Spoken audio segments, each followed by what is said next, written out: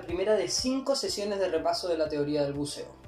En esta ocasión, vamos a cubrir temas relacionados a la física aplicada al buceo. Específicamente, cubriremos 3 temas. El primero será la ley de Boyle y su aplicación en el buceo. En segundo lugar, vamos a hablar sobre flotabilidad. Y finalmente, vamos a hablar sobre los gases y su comportamiento cuando están sometidos a presión. Con respecto a la ley de Boyle, podríamos decir que esta corresponde a una de las leyes más simples o más básicas dentro del mundo de la física, pero a la vez una de las más importantes, por lo menos cuando hablamos de buceo. La ley de Boyle explica la relación que existe entre la presión a la cual está sometido un gas y el volumen de este gas. Estos dos factores son inversamente proporcionales. Mientras mayor presión haya, por ende mayor profundidad, entonces menor será el volumen de este gas. Lo contrario sucede cuando hablamos de densidad. Cuando se reduce el volumen de un gas, las moléculas dentro de este se juntan más, por lo tanto están más apretadas, y eso significa que el gas tiene una mayor densidad. Por lo tanto, podríamos decir que la presión es directamente proporcional con el cambio de densidad y que es inversamente proporcional con el cambio de volumen. Es fundamental que cualquier persona que practique buceo entienda a la perfección la ley de Boyle, y no solamente en la teoría, que es muy fácil, sino que también en la práctica, ya que esta ley está presente durante el 100% del tiempo en cualquier circunstancia de buceo. El mejor ejemplo que podríamos dar de cuando nosotros aplicamos la ley de Boyle es cuando nosotros aplicamos la flotabilidad. La flotabilidad es una habilidad que cualquier buceador debiera manejar para poder desplazarse abajo del agua o sobre la superficie del agua. Entonces, ¿cuándo nosotros aplicamos esta ley? Por ejemplo, en los ascensos y en los descensos. Si nosotros no controláramos flotabilidad, entonces podríamos llegar a tener graves problemas tanto en nuestros oídos, o problemas por sobreexpansión pulmonar o por enfermedades compresivas. Por otro lado, cuando estamos buceando, si nosotros no controláramos flotabilidad, podríamos llegar a dañar el medio ambiente o incluso a tener un problema tan grave como sería la toxicidad por oxígeno. Desde el curso más básico de buceo, desde el PADI Open Water, a todos los buceadores se les enseña de una forma muy simple tanto la teoría como la práctica de la ley de Boyle, lo cual está perfecto para ese nivel de buceo. Pero ya con profesionales de buceo es importante que tengas un conocimiento más en profundidad sobre cómo funciona este tema. Entonces, para que empecemos a comprender mejor, tenemos que tener claro primero que el buceo puede ser realizado en cualquier ambiente acuático. En este caso, vamos a dividirlos en ambientes de agua salada y en ambientes de agua dulce. Es muy relevante saber en qué ambiente estamos nosotros aplicando los cálculos de la ley de Boyle, ya que el agua salada y el agua dulce tienen diferentes densidades. De hecho, 1 litro de agua dulce se dice que pesa 1 kilo. En cambio, 1 litro de agua salada se dice que pesa 1,03 kilos. Esto va a cambiar todo a la hora de realizar cálculos. Por otro lado, también es importante tener siempre presente que en la superficie también se está ejerciendo presión. Nosotros tenemos el peso de la atmósfera. Todos los gases que están contenidos en la atmósfera tienen un peso. Por lo tanto, nosotros decimos que en superficie nosotros tenemos una atmósfera de presión. Luego, cuando estamos en agua salada, por cada metro de profundidad que nosotros descendemos, la presión va a aumentar en 0,1 atmósferas. Por lo tanto, podríamos decir que luego de descender 10 metros vamos a tener una atmósfera de presión. A la presión que ejerce esta porción de agua se le denomina presión manométrica. Y si nosotros le sumamos la presión que ya ejerce la atmósfera en la superficie, entonces tenemos la presión absoluta o presión atmosférica. Entonces podríamos decir que a los 10 metros de profundidad en agua salada tenemos una atmósfera de presión manométrica y 2 atmósferas de presión absoluta o presión atmosférica. Si continuamos descendiendo, a los 20 metros vamos a tener 3 atmósferas de presión absoluta, a los 30 metros vamos a tener 4 atmósferas de presión absoluta. Si nos fuéramos, por ejemplo, a los 35 metros, tendríamos 4,5 atmósferas. A los 47 metros tendríamos 5,7 y así sucesivamente. Por otro lado, si nos vamos al agua dulce, El cambio de presión a medida que descendemos es menor que en el agua salada, ya que el agua dulce pesa menos. Por cada metro que descendemos en agua dulce, la presión no va a aumentar en 0,1 atmósferas, sino que va a aumentar en 0,097 atmósferas. Esto significa que a los 10 metros de profundidad en agua dulce tenemos 0,97 atmósferas de presión manométrica. Y recién a los 10,3 metros vamos a tener una atmósfera de presión manométrica y por lo tanto 2 atmósferas de presión absoluta.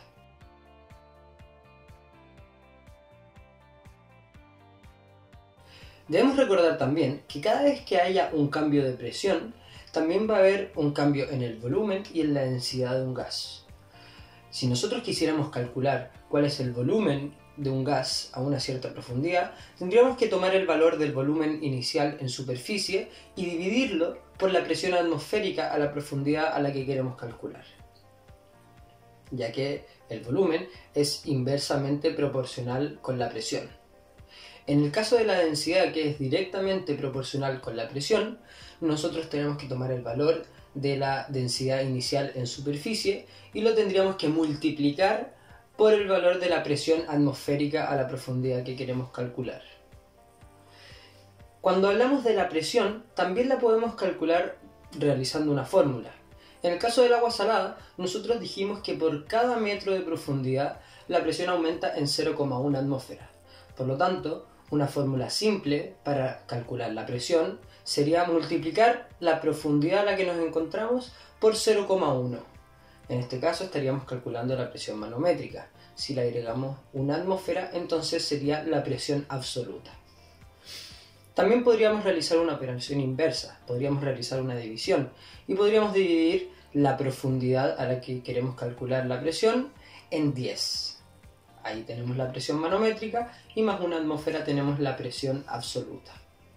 En el caso del agua dulce es diferente, porque aumenta en 0,097 atmósferas por cada metro de profundidad. Entonces la fórmula que utilizaríamos sería multiplicar la profundidad a la que queremos calcular la presión por 0,097. Si queremos calcular la presión atmosférica en el agua dulce, utilizamos esta misma fórmula y le sumamos una atmósfera de presión. También podríamos realizar una operación inversa con una división. En el caso del agua dulce tendríamos que dividir la profundidad a la que queremos calcular la presión en 10,3 para calcular la presión manométrica, y si le agregamos una atmósfera entonces estaríamos calculando la presión atmosférica o presión absoluta.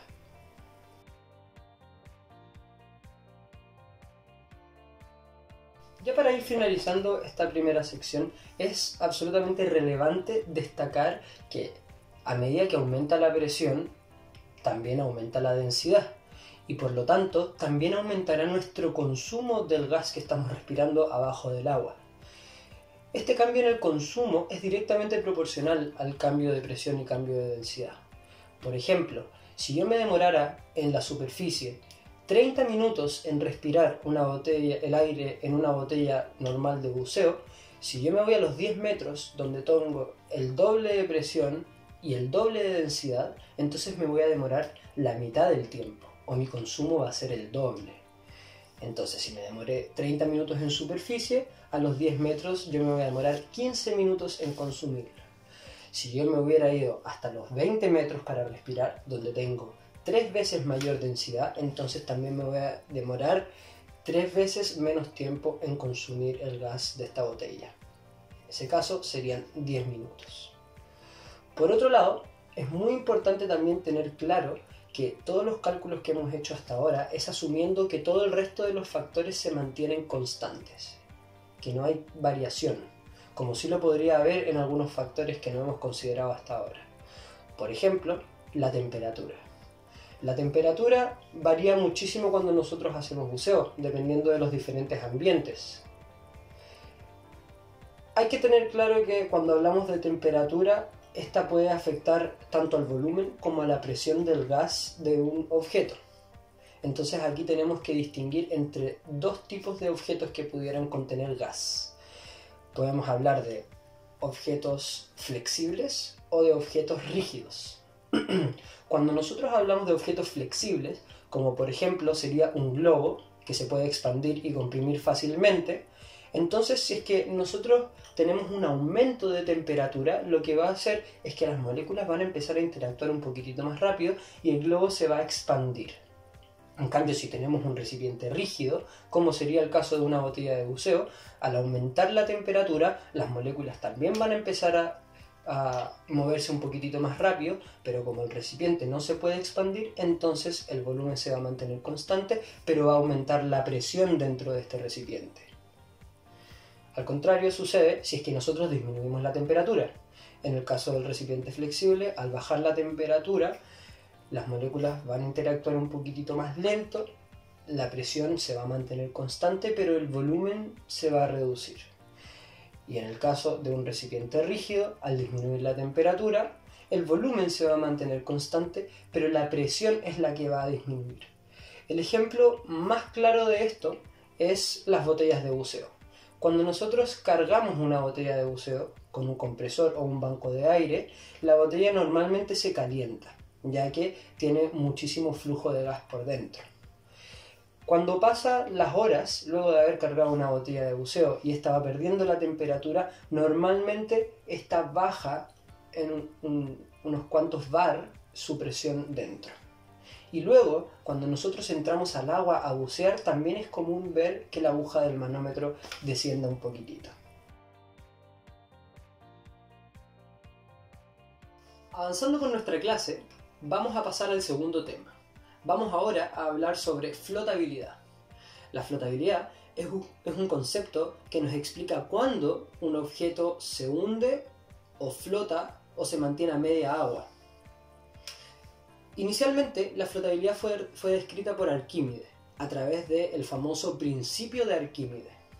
Este principio decía que un objeto sumergido parcial o totalmente en un fluido recibe un empuje vertical hacia arriba de una fuerza igual al peso del fluido desplazado por el objeto. Esto suena un poquito confuso, pero realmente es muy simple. Tenemos que saber que cuando hablamos de flotabilidad hay dos factores que van a afectar. Estos factores es una fuerza o un empuje vertical hacia arriba y una fuerza o un empuje vertical hacia abajo. El empuje hacia abajo se refiere al peso del objeto. Normalmente vamos a expresarlo en kilos. Por otro lado, el agua desplazada por el objeto se refiere al empuje hacia arriba. Este valor lo vamos a expresar en litros. Y este depende de varios factores, como por ejemplo el tamaño del objeto. Entonces, al tener una fuerza hacia arriba y una fuerza hacia abajo, dependiendo de cuál sea mayor, entonces vamos a saber si es que el objeto flota o el objeto se hunde. Si es que el peso del objeto es mayor al agua desplazada, entonces el objeto se va a hundir. Si es que el valor del agua desplazada es mayor que el peso del objeto, entonces el objeto va a flotar. Si es que ambos factores son iguales, entonces el objeto se mantendrá con flotabilidad neutra. Tenemos que tener clarísimo también que mientras más denso sea el fluido en el que nosotros queremos medir la flotabilidad, entonces mayor será la flotabilidad, ya que el fluido va a ejercer mayor resistencia a que el objeto se pueda hundir. Y esto tenemos que tenerlo siempre presente, ya que, como mencionamos anteriormente, nosotros tenemos porciones de agua dulce como porciones de agua salada, las cuales tienen un diferente peso, ya que tienen una diferente densidad. Y esto va a cambiar todo cuando estemos realizando cálculos de flotabilidad. Poniendo un ejemplo sencillo, podríamos decir, por ejemplo, que nosotros tenemos un ancla sumergida y que nosotros queremos calcular cuánta agua necesita desplazar un globo de elevación para poder levantar esta ancla desde el fondo. Si el ancla se encuentra sumergido a los 30 metros y pesa 300 kilos, y además sabemos que desplaza 210 litros de agua. Esta ancla se encuentra en el mar, por lo tanto sabemos que un litro de agua pesa 1,03 kilos. Si nosotros lo vemos en términos simples, Probablemente podemos deducir que el objeto tiene flotabilidad negativa, ya que su peso es de 300 kilos y el agua que desplaza es de 210. Pero nosotros no sabemos exactamente cuánta flotabilidad negativa tiene el objeto, y eso es lo que nosotros queremos calcular para saber cuánto aire necesitamos para levantar el objeto. Entonces, como la pregunta final de este ejercicio está realizada en aire, por lo tanto en litros, nosotros necesitamos llevar todas las unidades dentro del ejercicio a litros. Para calcular a cuántos litros equivale 300 kilos, vamos a utilizar una regla de 3 simple. Sabemos que un litro pesa 1,03 kilos, por lo tanto 300 kilos lo vamos a dividir en 1,03 y eso nos va a dar 291 litros. Y ahora sí, tenemos los dos factores en la misma unidad de medida, por lo tanto nuestros cálculos van a ser más precisos. Podríamos entonces decir que para poder levantar esta ancla, que ya desplazaba 210 litros de agua, nosotros necesitamos que el ancla desplace 81 litros de agua adicionales, ya que de esta forma el agua desplazada va a igualar al peso del objeto, lo cual lo va a llevar a adquirir flotabilidad neutra y por lo tanto a que lo podamos levantar fácilmente. Si nosotros hiciéramos exactamente el mismo ejemplo, pero viéndolo en el agua dulce, el cálculo sería muy sencillo, ya que un litro de agua dulce pesa 1 kilo, por lo tanto no necesitamos realizar ningún tipo de transformación. Sabemos que si el objeto pesa 300 kilos y desplaza 210 litros de agua dulce, entonces son 90 litros lo que necesitamos agregar a este globo para que desplace agua adicionalmente y el objeto se pueda levantar. Ya pasando al tercer tema de nuestra clase, vamos ahora a hablar un poquitito sobre los gases y su comportamiento cuando se encuentran sometidos a presión. Este tema es uno de los más importantes, ya que nosotros sabemos que cualquier gas, al estar sometido a presión, va a cambiar su comportamiento o va a tener un efecto fisiológico diferente sobre nosotros. Esto nosotros lo podemos saber calculando la presión parcial de cada gas. La presión parcial es un concepto que me explica de qué forma la presión atmosférica afecta a cada gas dentro de una mezcla. Y esto va a depender de dos factores: de la cantidad o el porcentaje de gas que tengamos dentro de la mezcla, del gas que queremos calcular, y por otro lado va a depender de la presión atmosférica. Por supuesto que mientras mayor sea la presión atmosférica, entonces mayor va a ser la presión del gas específico. Para nosotros poder calcular exactamente cuál es la presión parcial de un gas, tenemos primero que saber cuál es el porcentaje del gas en la mezcla. Y por otro lado, tenemos que saber cuál es la presión del ambiente. Tomando estos dos factores, los multiplicamos y vamos a tener como resultado la presión parcial. Un ejemplo sencillo sería, por ejemplo, el oxígeno. Por lo tanto, yo en superficie tengo en una mezcla de aire un 21% de oxígeno.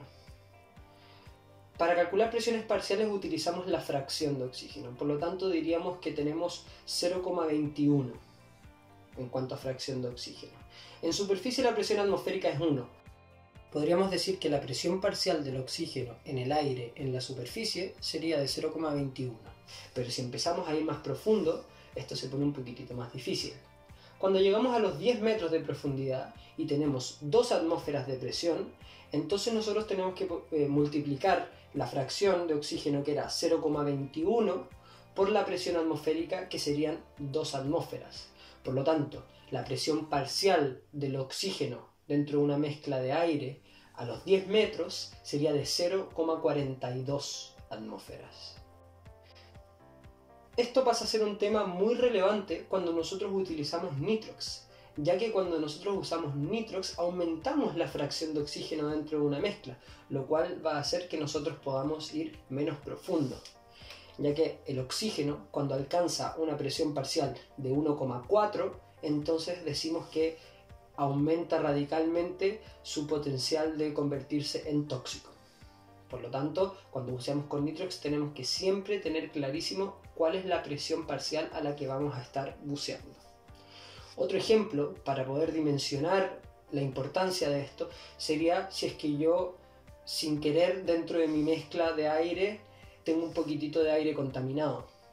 Si es que en superficie yo tuviera solamente un 0,04% de monóxido de carbono, probablemente no tendría ningún daño evidente, o no en el corto plazo por lo menos. Pero si yo respiro este 0,04% de monóxido de carbono abajo del agua a los 40 metros, entonces la presión parcial del monóxido de carbono va a ser 5 veces mayor. O sea, lo que yo estoy respirando a los 40 metros, el 0,04% de monóxido de carbono que estoy respirando a los 40 metros, va a ser similar a que yo estuviera respirando un 0,2% de monóxido de carbono en la superficie. Entonces, el efecto fisiológico del gas, cuando nosotros calculamos la presión parcial, va a ser equivalente al mismo efecto fisiológico que tendría ese gas en un mayor porcentaje en la superficie.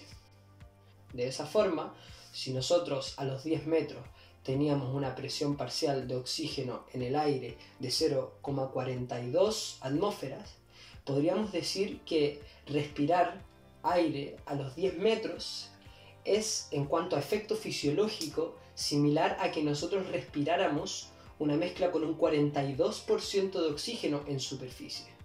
Aquí no hay que confundirse.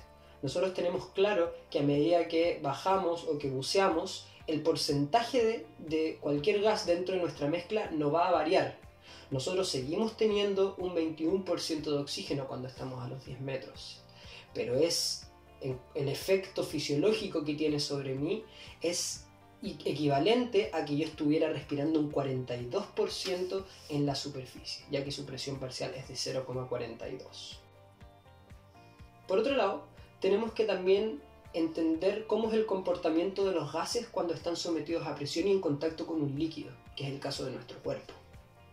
Cuando un gas está en contacto con un líquido y estos dos son sometidos a presión, entonces el gas va a literalmente empezar a absorberse en el líquido.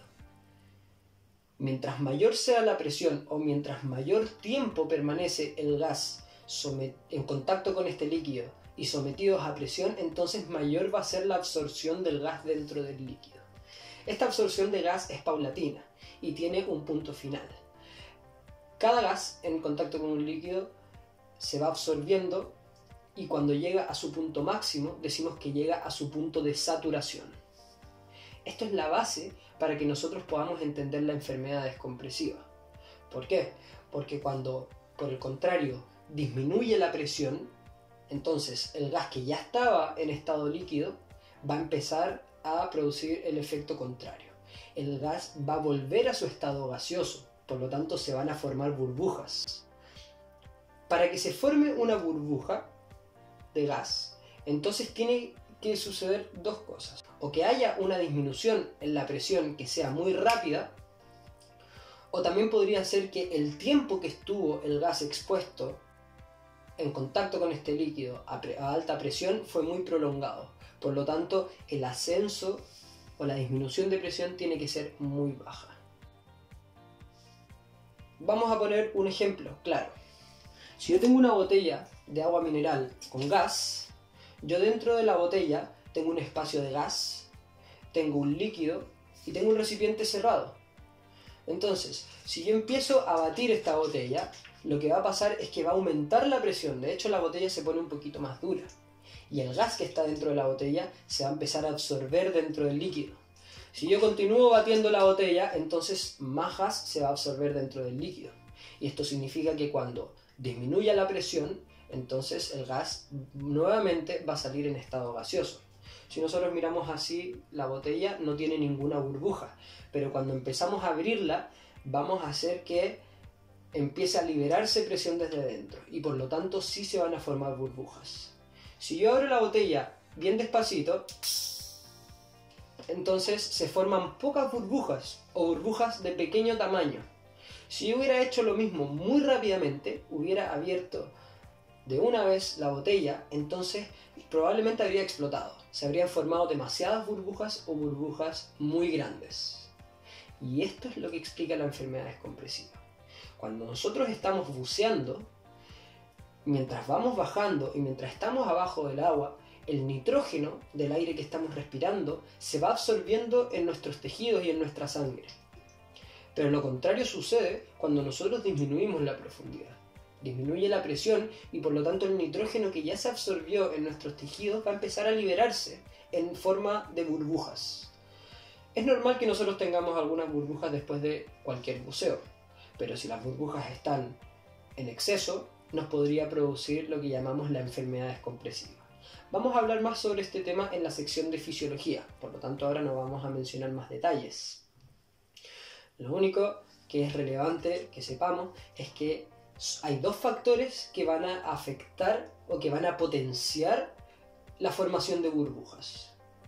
Uno es que el tiempo expuesto a presión haya sido muy prolongado, o el otro es que el cambio de presión, la disminución en la presión haya sido demasiado rápida. En ambos casos se van a formar burbujas, lo cual podría representar un gran riesgo para nosotros cuando estamos buceando. Ya para ir finalizando esta primera sesión de repaso de la teoría de buceo, dejamos a continuación en pantalla este cuadro con datos e informaciones relacionadas a la física. Es importante que estudies estos datos si es que vas a realizar algún examen, ya sea de Dive Master o de IDC. Son conceptos básicos que debieras manejar como un buen profesional de buceo. Muchas gracias por haber visto este video. Esperamos que te haya sido útil. En caso de tener cualquier duda adicional, puedes escribirnos cuando quieras, ya sea vía WhatsApp, vía email o a través de nuestras redes sociales. Nos vemos pronto en una nueva sesión de repaso de la teoría de buceo.